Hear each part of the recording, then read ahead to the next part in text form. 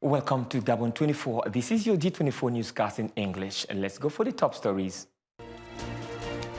Benin's President Patrice Talon on Thursday launched a political dialogue to calm tensions sparked by the opposition's exclusions from April elections, but his key foes remain in exile following a crackdown. For decades, young African children had to be content playing with blonde or brunette-haired white dolls. But in countries such as South Africa, black dolls are starting to make their mark. That's all for our top stories. Let's stay for more details in this newscast.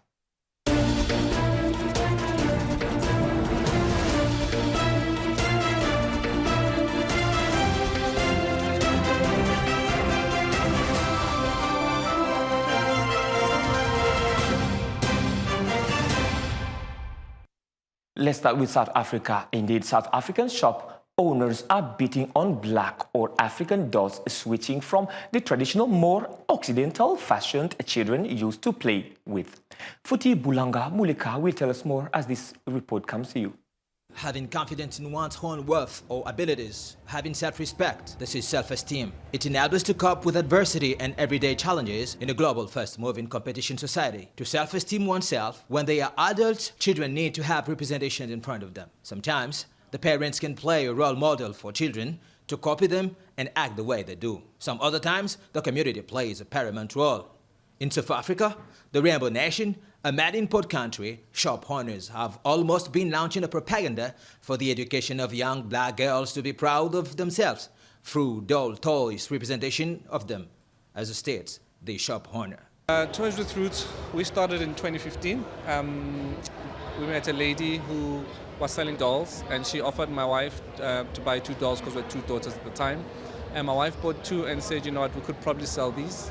We bought 200 and then we bought 1,000 and then, you know, sold those all on social media. And so we started looking for other entrepreneurs who were actually providing or creating toys within this particular space that are targeted at African children. And we created Toys with Roots. Celebrating African black children to strengthen their self-identity and self-love in education platforms such as social media, television or toys could help young girls consider their culture or roots as worth enough as states the shop owner, as well as a young girl feeling concerned with the doll toys. We remain in West Africa, Ghana. The country's gold output surpassed South Africa's for the first time with 158 tons of yellow metals extracted from its deposit. Yana Kenege tells us more. Ghana's gold output surpassed South Africa's for the first time, with 158 tons of the yellow metal extracted from its deposit, more than ever true to its former name, Gold Coast. Ghana became the continent's leading gold producer ahead of Sudan and South Africa. World-leading gold producer Newmont Ghana has been present in the country for more than 13 years, including the Iofo mine in the Bronx Iofo region, operating since 2006, and the Akwem operating in the eastern region near New Abraham, which began production in 2013. According to the 2019 Mining in Africa Country Investment Guide, Ghana's high VAT on exploitation, drilling and laboratory could be a barrier to investors looking for opportunities in the mining sector. The country's mining code favors bigger companies with deeper pockets and tend to encourage brownfield exploitation. This is going to be difficult for a smaller company to come to the market and tap the capital needed versus established big players. South Africa has new draft rules about what may or may not be sold as coffee. A number of popular brands that reference coffee in their names will soon be pulled off the shelves until they are rebranded or relabeled. Maria Bastista tells us more as this report comes. South Africa has new draft rule about what may or may not be sold as a coffee. A number of popular brands that reference coffee in the names will soon be pulled off the shield until they are rebranded or relabeled. The Department of Agriculture, Forestry and Fisheries will stipulate what can and should be sold as a coffee in the country. The new regulations will separate pure coffee products from alternatives that contain little or no coffee extract. Any drinks that doesn't contain pure coffee will no longer be allowed to have coffee its name or anywhere on the labeling. South Africans will soon struggle to find their old-time favorite like Rick Coffee, Coffee Shoe, and Frico. But if these brands still want to be in the market, they need to make a comeback with new names.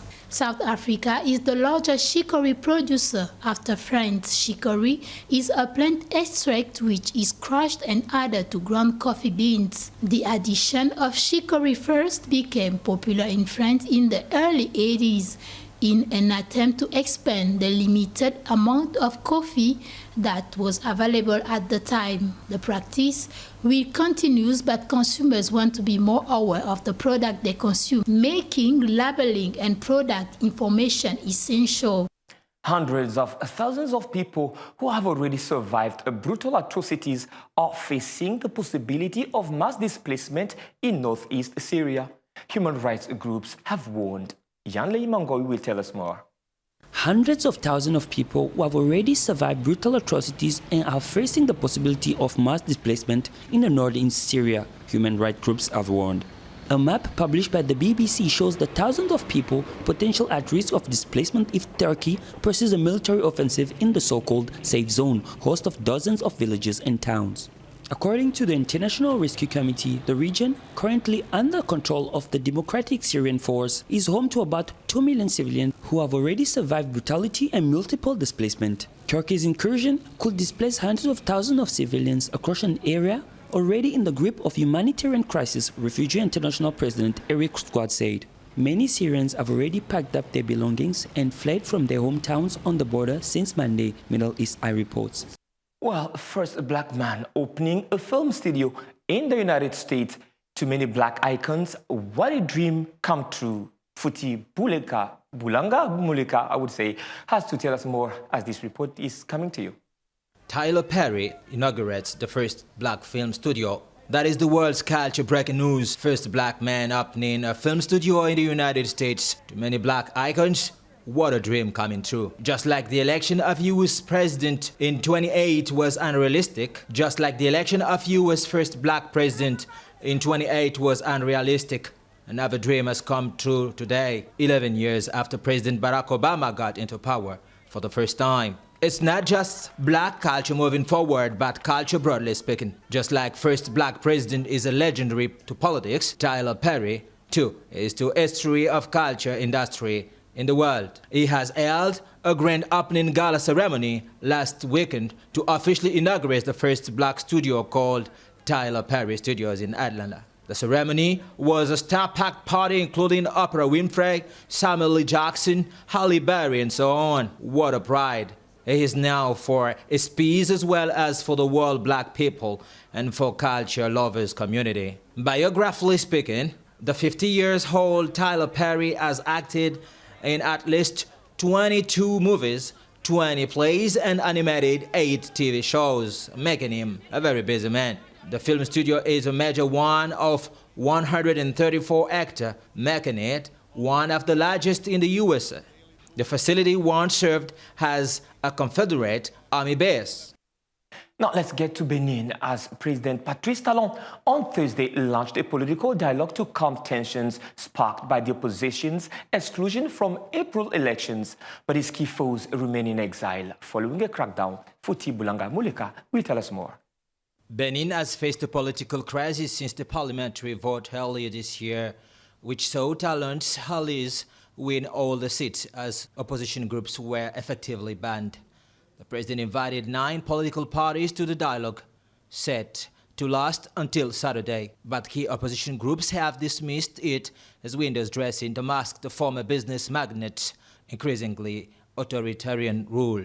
Talon insisted that the event was part of his ongoing concern to involve political actors in the search for compromises to key issues, including participation in elections. Talon, a cartoon mogul who came to power in 2016, has been accused of driving his leading challengers into exile with a series of trumped-up legal cases. Talon's opponents have called for the return of exile leaders, the release of his political foes, and for all parties to be allowed to take part in elections.